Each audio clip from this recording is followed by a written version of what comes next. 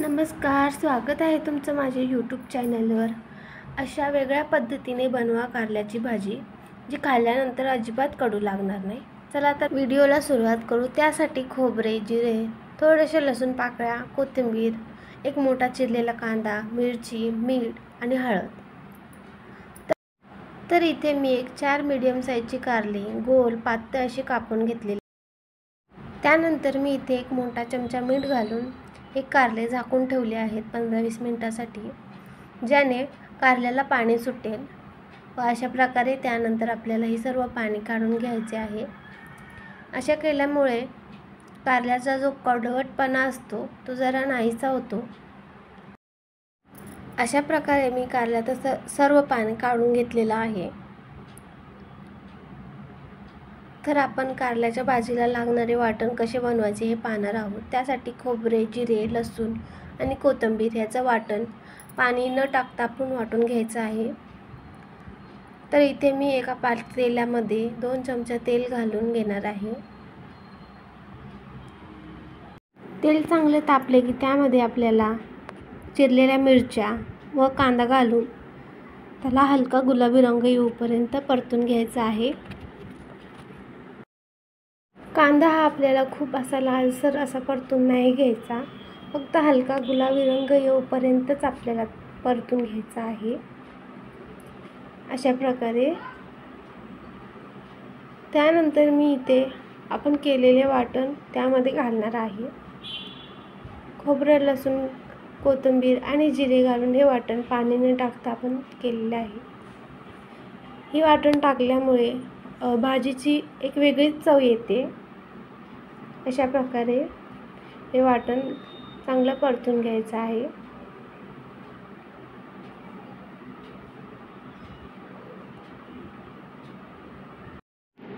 एक पाव चमचा हळद घालून हे चांगलं परतून घेणार आहे। हळद चांगली परतली की त्यामध्ये आपण चिरलेले कारले घालून घेणार आहे।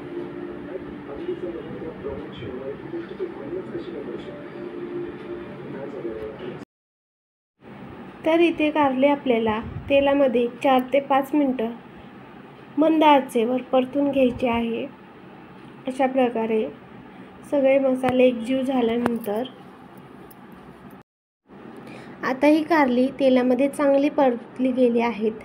त्यानंतर आपण चवीनुसार मीठ घालून घेणार आहे। मीठ घातल्यानंतर हे चांगलं एकजीव करून घेऊया।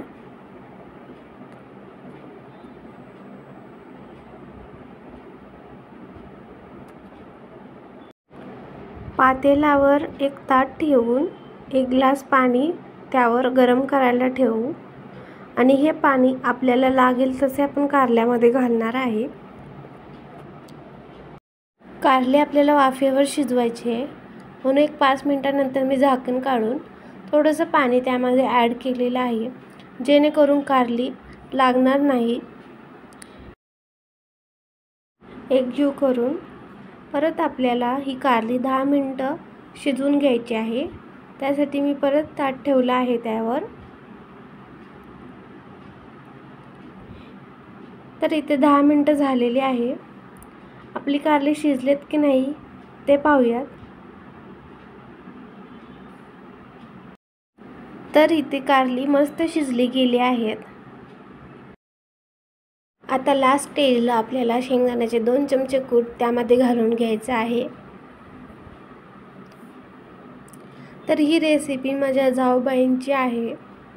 ती तुम्हाला कशी वाटली हे कमेंट करून नक्की सांगा आणि माझ्या चॅनलवर नवीन असाल तर प्लीज सबस्क्राईब करा, शेअर करा। धन्यवाद।